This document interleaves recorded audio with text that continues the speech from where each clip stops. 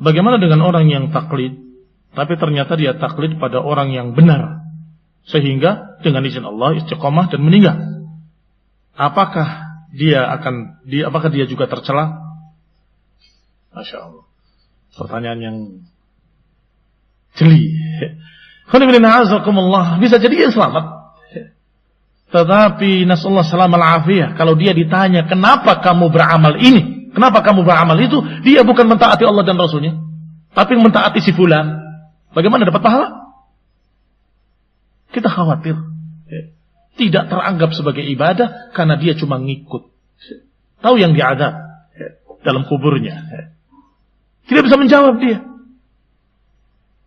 Man Rabbuka, man Nabiyyuk, ma dinuk? Jawabannya la adri. Sami'tu an-nas yaquluna syai'an faqultuhu. Aku tidak tahu. Aku dengar mereka bicara sesuatu, aku ikut. Lihat, cuma ngikut, akhirnya enggak punya ilmu. Ditanya enggak bisa jawab. Maka jangan. Kalau kamu beramal ibadah dengan tahu dalilnya, dalam hati kamu terpatri dengan mantap, saya mentaati hadis Rasulullah SAW. Saya sedang mentaati perintah Allah. Saya sedang mentaati, kan begitu. Tapi kalau tidak tahu, kamu sedang mengamalkan apa? Saya sedang ngikut bulan. Saya sedang ngikut si Alan. Saya sedang ikut apa kata Syekh. Ini khudina azakumullah. Mudah-mudahan kalau dia jahil dimaafkan, dimaklumi. Tapi kalau dia mampu, dia punya ilmu, kemudian taklid, terancam, tercela. Barakallahu fikum. Ada beberapa perkara-perkara taklid yang dimaklumi bagi orang-orang yang tidak mampu. Dia tidak mampu, sehingga hanya tahu globalnya saja dari dalil, dia terima. Dia mampunya segitu. Tapi kalau dia mampu untuk lebih daripada itu, maka wajib baginya untuk melihat dalilnya. Apa dalilnya? Katanya sahih, hadisnya dikerjakan. Itu juga cukup bagi dia karena segitu ilmunya. Tapi kalau dia lebih mampu dari itu, tidak cukup itu. Kenapa? Dia harus tahu siapa yang mensahihkan. Jangan-jangan dikatakan sahih ternyata dhaif. Ulama fulan, imam fulan, ahlul hadis, lebih tinggi lagi. Apakah di situ ada unsur taklid? Ada unsur taklidnya. Tapi masih dimaklumi. Apa itu? Kamu mengatakan Syekh Albani mensahihkan. Apakah kamu tahu kenapa sahih? Sanadnya bagaimana? Rawi-rawinya bagaimana? Apakah benar-benar sahih? Atau mungkin Syekh Albani tergelincir nyatakan sahih padahal dhaif? Jadi bagaimana? Kamu harus pelajari pula. Syekh Albani mensahihkan dari sisi mana? Mendhaifkan dari sisi mana? Rawi-rawinya apa benar-benar thiqah? Itu untuk yang lebih tinggi lagi.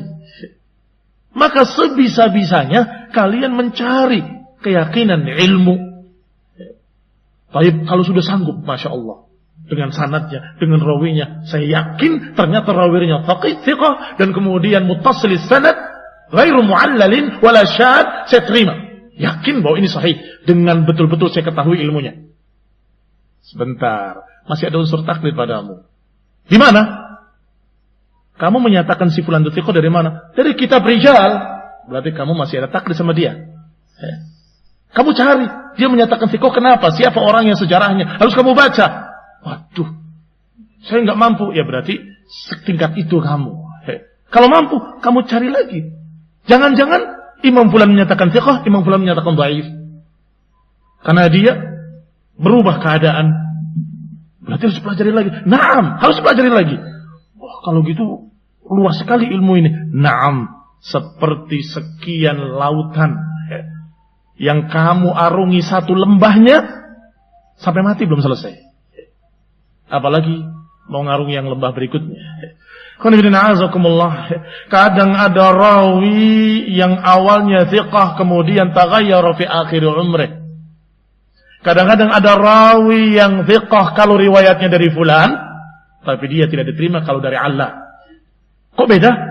Iya, karena kalau dari fulan nerimanya ketika dia masih dalam keadaan hafalannya kuat. Tetapi si Alan menerimanya di akhir hidupnya dalam keadaan dia sudah agak pikun. Maka dhaif. Maka dibandingkan kitab rijal sekian banyaknya, dibaca riwayat-riwayatnya, tidak cukup dengan tahdhib at-tahdhib, tetapi dari awalnya, dari kitab sebelum diringkas. Kitab Rijal tadinya panjang, diringkas. Tadinya Al-Kamal, jadi Tahdhibul Kamal. Tahdhibul Kamal diringkas lagi dari Tahdhib at-Tahdhib. Tahdhib at-Tahdhib diringkas lagi menjadi Taqribut Tahdhib. Thiqah, dhaif, thiqah, terpercaya, thiqah. Segitu saja. Ya maka kelas kita di mana? Itu saja. Barakallahu fikum. Makanya yang namanya talabul ilmi, semangat untuk mencari ilmunya, dalilnya, hujahnya, itu harus ada. Itu saja. Maka sesuai dengan kemampuan kamu, insya Allah dapat pahala. Apakah al-ima'ah di dalam bab ini bisa dikatakan bunglon? Bukan. Setahu saya bukan begitu. Kalau yang talawun tadi bunglon. Kalau ima'ah itu pokoknya aku bersama dia. Apapun yang dia lakukan aku ikut. Ana min ghaziyatin.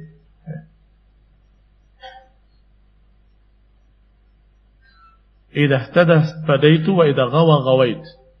Kalau dia lurus aku lurus, kalau dia bengkok aku pun bengkok. Nah. Insyaallah pertanyaan bagus. Masalah yang tadi taklid